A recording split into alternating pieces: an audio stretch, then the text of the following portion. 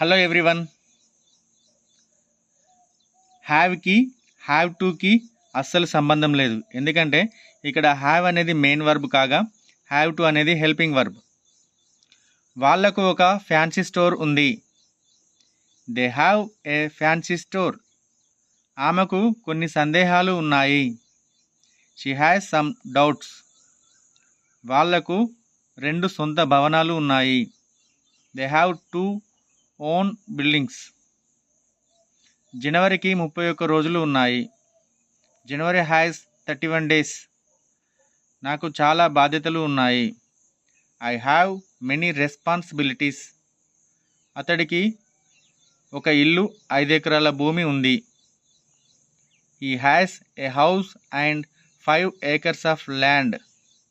If you like this video, please do subscribe, like, share and comment. Thank you for